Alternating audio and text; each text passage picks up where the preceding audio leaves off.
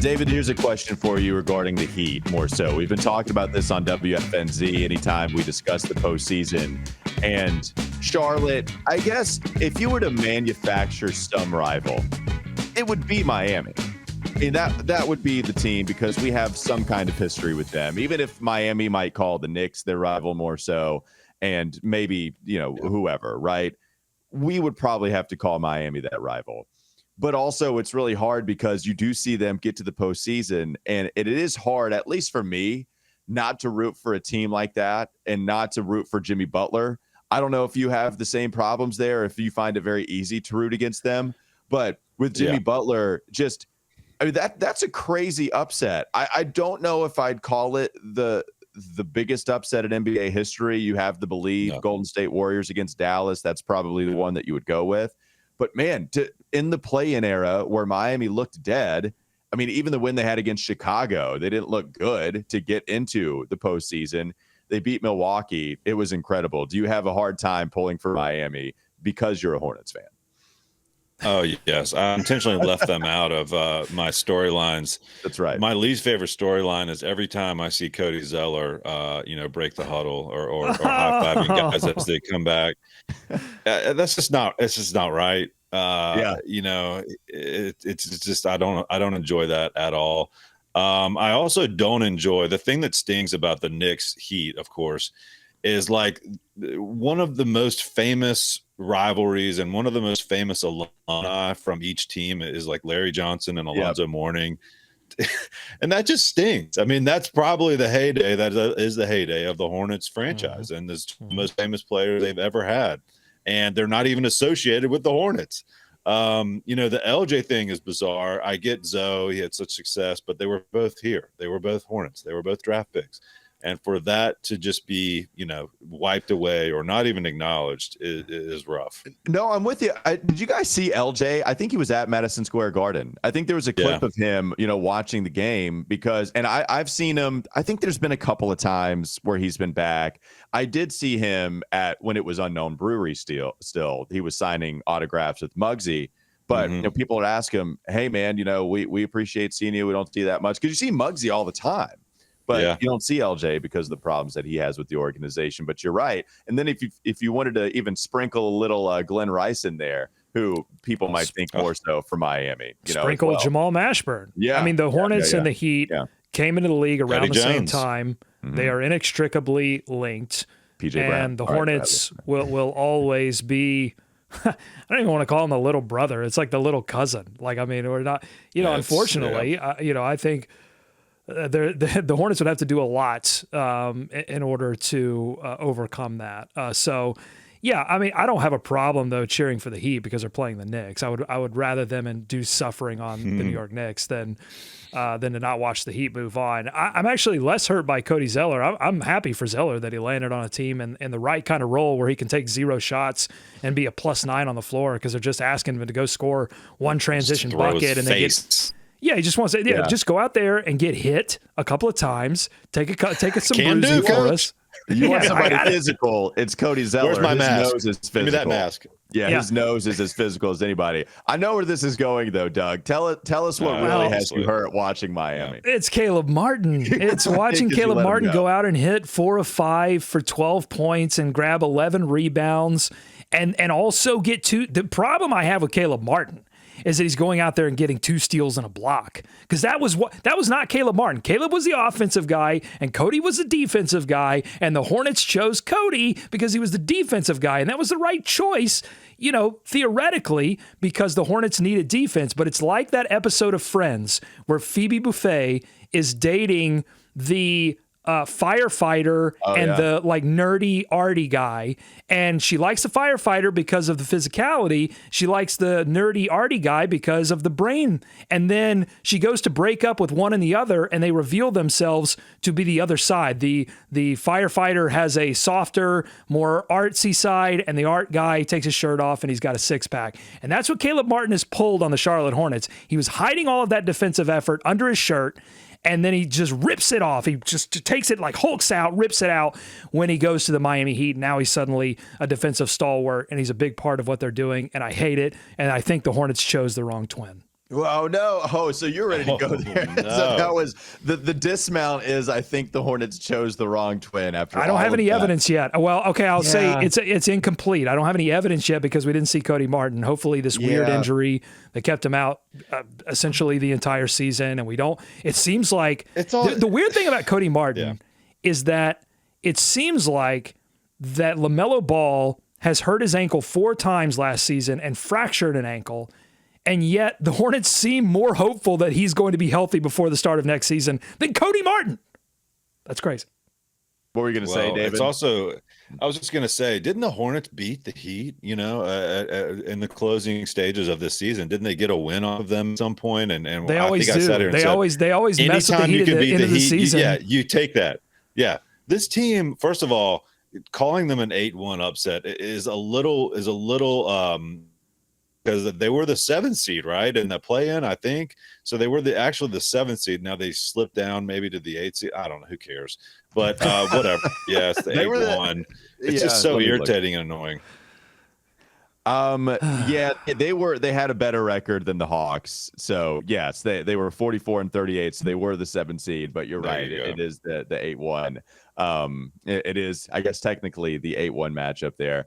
So yeah, it's tough. It is interesting though, right? Like Miami, that's just anything possible. That's just a little problem with them. The Hornets have it. And you can understand why, because our players become their players, and then they become more synonymous with that team name, as we've talked about.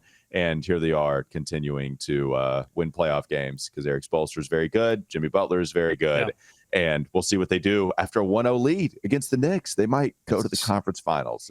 Hey, David, you brought us I guess maybe good news. You brought us some good news on the TV front. We've all been watching this Diamond Sports Group, Bally Sports bankruptcy very closely, what it could mean for the future of Hornets broadcasts. And apparently, and look, not a lot of people like these RSNs. I think a lot of people would like to see them go away and come out with some form that's a little bit more equitable and nicer to fans. And you brought us some news here from ESPN.com that the Suns and the Mercury have cut their cable cord, and they are moving to a new TV setup that is not. They've cut the contract with Diamond Sports Group, said goodbye to the RSN, and they're moving into a future sort of streaming deal that they'll figure out there. So what does this mean to you? You've read all of this. What does it mean? What do you think it means for the Hornets? Is this a possibility for the Hornets in the future? Yeah, I mean, it's a pathway. It sounds like, so what they're, right, they cut the deal with the RSN, and they are going to air the games on a local station. So for me, that would mean hopefully if you're using a YouTube TV or Hulu, whatever, if you get the local station, you would get the games. They're also going to have an app or some over-the-top service, right? So it's going to be another private service where if you just completely cut cable, didn't have anything, you could pay to access that, like some people do with the Bally's app, right? So that would be another form of it. So there would still be some access to it if you didn't have TV. But I mean, then I believe the RSA, I believe they're taking some legal action because they don't view this as legal. So there may be some fights and some headbutting to come after this. But I think this is probably, I don't have faith in any of these RSNs coming after anyone, really. I think the Suns must be able to feel pretty good about it if they're going ahead with it. We'll see how it plays out. I definitely think it's where the Hornets and likely more teams would head. But to Nada's point, I don't think the Hornets are looking to get into any sort of legal battle at this particular juncture. And so that may be a little, a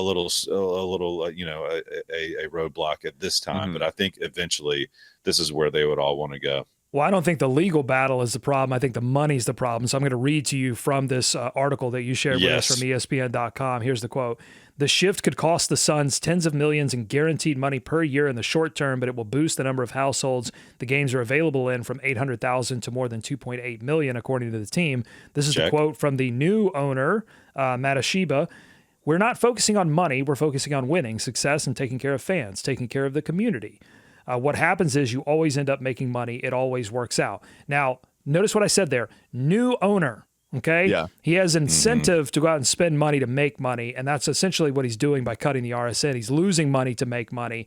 And I don't think Michael Jordan, I don't think he had any interest in doing that many years ago, but certainly not now when there are talks about moving the team to another ownership group. So what I hope is that the team does sell and that ownership group includes some people who are smart about this kind of stuff, because I wouldn't even trust Michael to get this right. And not even about Michael, but I have still trauma from the old Bob Johnson C-set days when they were the Bobcats and they tried to make their own network and it just screwed fans over. Like, I don't trust this ownership group to get this type of big deal right.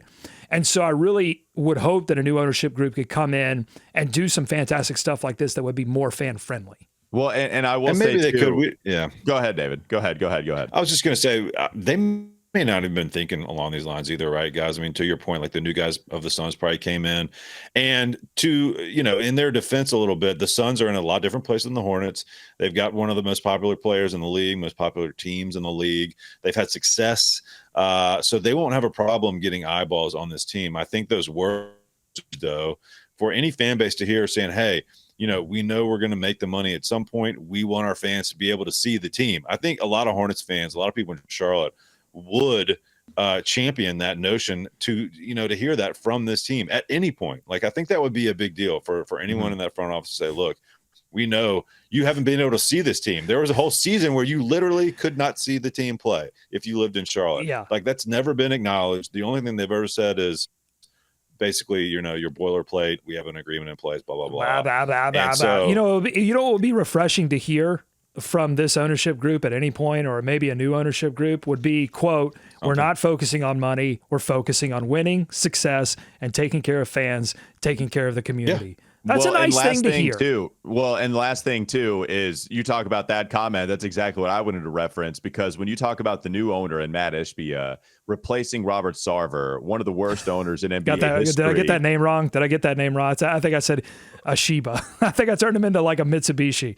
I think I turned him into a foreign car. Sorry, Matt. Well, I mean, we're going to have Rich Schnob on the team at some point as well. So Matt Ashiba, Rich Schnob, it doesn't really matter. But Matt Ishbia owning the team, taking over for Robert Sarver, one of the worst owners in league history. This is a guy that forced senior citizens to go to town meetings and destroy them, saying, hey, we need to stop paying money. This is not something we should be supporting anymore, this Suns organization under Sarver, because all they do is they keep losing. Granted, they finally figured it out after they traded for Chris Paul, but it was a long time of drafting Dragan Bender and Marquise Chris and Alex Lynn before they actually got to the whole Chris Paul thing. And so, yes, when the town actively hates you and then you get a new owner, say, hey, maybe I can bring these people back. That's a smart business and people decision. And so this is why maybe they have a little bit more incentive to do so. If you don't like Michael Jordan, that's a lot of people. He doesn't have the reputation that Sarver does within the community. It's actually very different with MJ. No. And it's not, to me, this ownership